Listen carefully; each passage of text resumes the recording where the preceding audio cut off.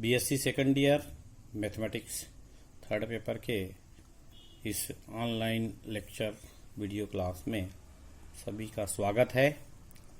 और पिछली क्लास में हमने कैटेनरी, साम्यावस्था, वर्चुअल वर्क और प्लेनर फोर्सेस इन सब के बारे में देखा, जो कि यूनिट 1 में था। यूनिट 1 का यदि कोई प्रॉब्लम हो तो मुझे पूछ सकते हैं। अब आते हैं यूनिट 2 में। यूनिट 2 में ज़्यादातर फोर्सेस हैं शून्य, ज़ीरो लाइंस, शून्य लाइंस, ज़ीरो प्लेन और सेंट्रल एक्सिस के बारे में ज़्यादातर इक्वेशंस वगैरह हैं।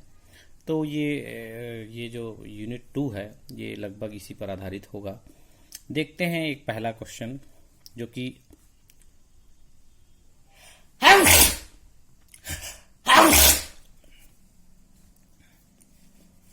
इस प्रकार है। समतल Lx plus My plus Nz equal to 1 की शून्य विक्षेप स्थिति ज्ञात कीजिए। जीरो विक्षेप स्थिति, जीरो पोजीशन, शून्य पोजीशन कहलाता है। जिस पोजीशन पर जीरो पॉइंट काम करता है उसे शून्य विक्षेप कहते हैं। जिस लाइन पर काम करता है उसे शून्य लाइन, जीरो लाइन कहते हैं। तो ये स्थिति निकालना है। ऐसे क्वेश्चंस आते हैं। समतल की शून्य विक्षेप स्थिति क्या है? Find out the zero position of the plane this Lx plus My plus Nz। मान लो इस समतल के शून्य विक्षेप बिंदु ओडेस के निर्देशांक, वो आपका ओरिजिन होता है। हम ओडेस एक नया शून्य विक्षेप स्थिति पर देखते हैं। इसका कोऑर्डिनेट मान लेते हैं FGH। तब ओडेस के शून्य आघूर्ण समतल का समीकरण, ओडेस के सापेक्ष zero momentum plane, zero moment plane, इस प्रकार एक प्लेन का इक्वेशन हमको डिराइव करना होगा, जिसमें L-M-N जो है एक्स एक्सेस के डायरेक्शन में आघूर्ण है, मोमेंटम है, और capital X, capital Y, capital Z along the axis of XYZ forces है। तो इस स्थिति में हम देखते हैं कि जो प्लेन का इक्वेशन क्या होता है, x small x into L minus GZ plus HY plus Y into M minus HX plus FZ plus Z into N minus FY plus GX। इसी प्रकार equal to small FL GM and HN। इस प्रकार से एक plane का equation प्राप्त होगा जो कि जीरो डेस के सापेक्ष होगा। इसमें कैपिटल L, कैपिटल M और capital N along the axis momentum है। Capital X, capital Y, capital Z ये अलोंग दी एक्सिस फोर्सेस हैं, टोटल फोर्सेस। और हमें दिया गया प्लेन जो है Lx plus My plus Nz equal to 1 है।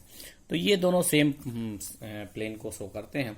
समीकरण 1 और 2 समतल, एक ही समतल को दर्शाते हैं, अतः वे समरूप होंगे। और जब दोनों समीकरण समरूप होंगे तो दोनों की तुलना की जा सकती है। कंपेयरिंग बोथ इक्वेशंस या बोथ प्लेन्स वी गेट, पहले ऊपर वाले को L minus GZ plus HY divided by small l, L minus GZ plus HY divided by small l equal to capital M minus small HX plus FZ upon small m is equal to N minus FY plus GX divided by small n। And last जो इसमें है वो हो जाएगा FL plus GM plus HN divided by 1। इस प्रकार 4 ratio प्राप्त होंगे। अब 4 रेशियो में दो रेशियो को हम इक्वेशन के रूप में लिख सकते हैं। फर्स्ट और सेकंड रेशियो लिया, फर्स्ट और सेकंड रेशियो लिए क्रॉस मल्टीप्लाई, M का मल्टीप्लाई इधर हो जाएगा, L का मल्टीप्लाई इधर हो जाएगा। तो ये हो गया ML minus GMZ plus HMY is equal to LM small l into capital M minus LHX plus LFZ। अब हम FGH के अनुसार इसको सेट कर सकते हैं। तो LFZ राइट साइड में, इसलिए राइट में रखेंगे, इधर ले जाएंगे तो GMZ minus LX plus MY common होगा और बाहर H होगा, इसमें हम H लिख देते हैं H। तो ये FGH के अनुसार हो गया। और कांस्टेंट टर्म जो कि FGH से रहित है LM minus ML equal to 0। इसी प्रकार हम दूसरे 2 रेशियो को देख, फर्स्ट और थर्ड को ले सकते हैं तो और कुछ आएगा। इसी प्रकार सेकंड और थर्ड को भी लिया जा सकता है। फर्स्ट और थर्ड को लेने पर n का मल्टीप्लाई इधर होगा, एल का मल्टीप्लाई इधर होगा, तो हमें क्या मिलेगा देखिए, N into L minus G Z plus H Y equal to L into capital N minus F Y plus G X. Multiply करेंगे तो N L minus N G Z plus N H Y is equal to L N minus L F Y plus L G X. इसको भी F G H के अनुसार रखते हैं, तो L F Y पहले आ गया minus N Z plus L X G आ गया प्लस एन एच वाई आ गया N H Y plus N L minus L N is equal to 0। इस प्रकार से हमें दो इक्वेशन प्राप्त होंगे और इन दोनों इक्वेशन की सहायता से एफ जी एच का मान निकाला जा सकता है। और तीसरा इक्वेशन हम समतल में लेते हैं, समतल जो होता है plane L X plus M Y plus N Z, इसमें एफ जी एच सेटिस्फाइड करेगा क्योंकि उस प्लेन से वो पास हो रहा है, गुजर रहा है। तो ये तीन इक्वेशन हमारे पास है 3, 4, 5। इन 3, 4, 5 को जब सॉल्व करेंगे तो एफ जी एच का रेशियो हमें मिलेगा और जो रेशियो मिलेगा वो हमारे सामने है, F divided by X minus N M plus M N, G divided by Y minus L N plus N L. ये देखो ये एन एल ये जी में आ रहा है, एफ के नीचे एन एम एम एन आ रहा है जो कि यहां पर प्राप्त हो रहा है एम एल, और लास्ट वाला H divided by Z minus M L plus L M. इस प्रकार से इसमें आएगा, एफ में आपका ये वाला आया एफ जी एच, एफ वाले में नहीं, हाँ तो लास्ट वाले M L minus L M. ये चक्री क्रम में है, साइक्लिक है, तो हम याद कर सकते हैं is equal to 1 upon L X plus M Y plus N Z. 1 upon इस प्रकार से आ रहा है L capital X plus M capital Y plus N capital Z. इस प्रकार से वैल्यूज हमारे पास आता है, तो हम इसको एक प्रकार से कहा जाए कि क्रेमर्स रूल्स के द्वारा इसको सॉल्व कर सकते हैं।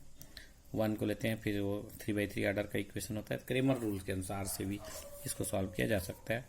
इस प्रकार ओडेस के निर्देशांक या कोऑर्डिनेट ऑफ ओडेस एफ जी एच जो 0 विक्षेप स्थिति या 0 पोजीशन कहेंगे उसका कोऑर्डिनेट आ जाएगा, एफ इक्वल टू हो जाएगा X minus N M plus M N divided by L X M Y N Z.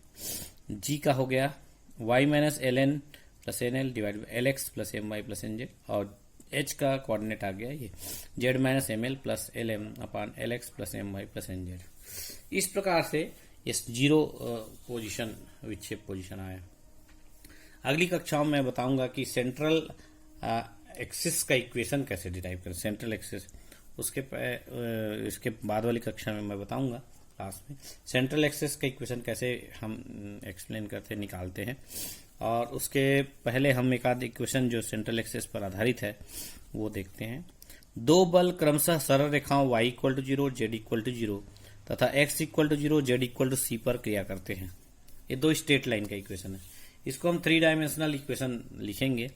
और यदि बल परिवर्तनीय हो तब दिखाइए कि उसके तुल्य रेंज का अक्ष पृष्ठ, रेंज का जो एक्सिस पृष्ठ है या आपका सरफेस है वो X square plus Y square Z equal to C Y square generate करेगा। तो ये दो स्ट्रेट लाइन की इक्वेशन पहले लिखें। सरल रेखा y equal to 0, z equal to 0 का समीकरण इस प्रकार, ये दोनों 0 है, दैट मीन्स इसके नीचे 0 आएगा, y के नीचे 0, z के नीचे 0, जिसको इक्वल 0 है तो उसके नीचे 0 ले लेते हैं, तो 3 डायमेंशनल इक्वेशन प्राप्त होता है। इस 3 डायमेंशनल इक्वेशन का पॉइंट हो जाएगा 0, 0, 0, x minus 0, y minus 0, z minus 0।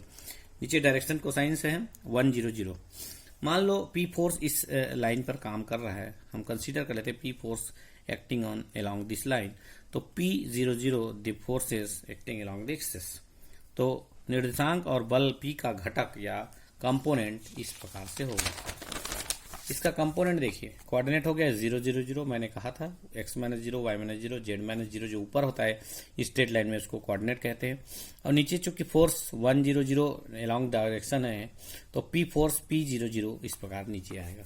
इसको ध्यान रखते हुए बनाया गया है, ध्यान रखिए 1, 0, 0 बने P फोर्स P 0, 0। इसी प्रकार दूसरी रेखा का इक्वेशन हमें दिया हुआ है y इक्वल टू 0 तो x equal to 0, x equal to 0 तो x अपान 0 लिख दिया। z इक्वल टू c लिखा है तो z minus C equal to 0 है तो z माइनस सी अपान 0 हो जाएगा। ये दोनों 0 रख लीजिए, बचे हुआ y अपान 1 रखना है। इस प्रकार से इक्वेशन हमें दूसरा प्राप्त होगा जिस पर हम मानते हैं q फोर्स इस रेखा के एलोंग कार्य करता है। तो क्यू फोर्स, इसमें निर्देशांक देखिए, निर्देशांक और बल घटक, निर्देशांक हो जाएगा x minus zero, Y minus zero, Z minus C है, तो 0 0 सी, 0 0 सी। और इसी प्रकार से इसके फोर्स के कंपोनेंट हो जाएंगे 0 क्यू 0, क्यू फोर्स इसके अलावा काम कर रहा है, इसलिए जी 0 क्यू 0 इसके काम करेगा। अब इन दोनों को देखकर हमें क्या करना है, along X axis, along Y axis, along Z axis forces निकालने। Capital X is the force along X axis, capital Y is the force along Y axis, capital Z is the force along Z axis. तो देखिए X axis के along total force है P plus 0 that is P, Y axis के along force है 0 plus Q is equal to 0, नीचे नीचे के जो लिखा हुआ है फोर्सेस हैं 0 प्लस Q इज 0, और Z जो फोर्स है 0 प्लस 0 इज इक्वल टू 0। तो नीचे में जो लिखा है फोर्सेस उन सब का टोटल होगा, एक्स एक्सिस का फर्स्ट वाला, सेकंड का वाई, नीचे का जेड थर्ड। इसी प्रकार L M N are the moment of, moment है आघूर्ण है, तो फोर्सेस का आघूर्ण, फोर्सेस का आघूर्ण है, इसको लिखते हैं summation Y Z minus Z Y. मतलब ये है यदि एल निकालना हो तो इसको ड्रॉप कर देते हैं, this into this minus this into this, cross this cross होगा, दिस क्रॉस होगा। इसी प्रकार प्लस दिस क्रॉस होगा, माइनस क्यू सी आएगा, इसलिए हम माइनस क्यू सी लिखे हैं। इसी प्रकार से एम के लिए लेंगे तो बीच वाला ड्रॉप करेंगे और this into this minus this into this, 0 होगा। सेकंड वाला देखिए सी इंटू 0, यहाँ 0, बीच वाला ड्रॉप करके दोनों को क्रॉस मल्टीप्लाई लेंगे तो 0 हो गया। एन के लिए लेंगे तो लास्ट वाला को ड्रॉप करेंगे, 0 this into 0, P into 0 0, last वाला यहाँ ड्रॉप करेंगे तो दिस इंटू 0 दिस इंटू 0 0 आएगा। इस प्रकार से फोर्सेस और कोऑर्डिनेट कॉम्बिनेशन है, ये एलएमएन निकलेगा, मोमेंट ऑफ इनर्शिया, मोमेंटम होगा। अब हमारे पास the equation of central axis हमारे पास है, इस इक्वेशन ऑफ सेंट्रल एक्सिस में इसको रखना है, एल माइनस फार्मूला याद रखना हो, L minus Y Z minus Z Y divided by X, M minus Z X minus X Z divided by Y, N minus X Y minus Y X divided by Z. L M N X Y Z की सब की value रखते हैं, L की value minus Q C है, यहाँ Z की value 0 है, इस माइनस जेड क्यू हो जाएगा, वाई की वैल्यू क्यू है। इसी प्रकार एम की वैल्यू 0 है, यहाँ जेड एक्स की वैल्यू है आपका पी, यहाँ जेड की वैल्यू 0 है, यहाँ एन की वैल्यू 0 है, वाई की वैल्यू क्यू है, एक्स की वैल्यू पी है इसलिए लिखा। नीचे में देखिए एक्स की वैल्यू क्यू है, वाई की वैल्यू क्यू है, जेड की वैल्यू 0 है। जो 0 है नीचे में उसको हम इक्वल टू 0 लिख सकते हैं, ऊपर किसी भी के साथ रेशियो लेंगे इक्वल टू 0 हो जाता है। तो minus X Q plus Y P, minus X Q plus Y P that is last ratio है, इस लास्ट रेशियो को किसी भी साथ लेंगे तो इक्वल टू 0 आएगा। तो P और Q का रेशियो आ जाएगा X Q is equal to Y P, तो P upon Q is equal to X upon Y, Q नीचे है इसलिए मल्टीप्लाई एक्स है, X upon Y, P upon Q आ गया। अब फर्स्ट टू रेशियो ले लेते हैं, फर्स्ट टू रेशियो में कोई 0 नहीं है इसलिए Q कॉमन लिया तो Z minus C divide by P, यहाँ P कॉमन लिया तो माइनस जेड अपान क्यू, तो ये P अपान क्यू का रेशियो हमारे पास है, P upon Q is equal to X upon Y, नीचे एक्स अपान वाई, ये ऊपर में एक्स अपान वाई, तो क्रॉस मल्टीप्लाई वाई स्क्वायर, अब इधर हो जाएगा minus Z X square minus Z square, इधर वाई स्क्वायर, जेड माइनस सी minus Y square, Z minus C Z Y square, एक साइड लिख लेंगे एक्स वाई को, तो X square plus Y square, Z common है is equal to C Y square. इस प्रकार से हमें रेंज का सरफेस प्राप्त होगा, और ये अगली कक्षाओं में और डिटेल बताऊंगा। और आज के लिए इतना ही, बहुत बहुत धन्यवाद।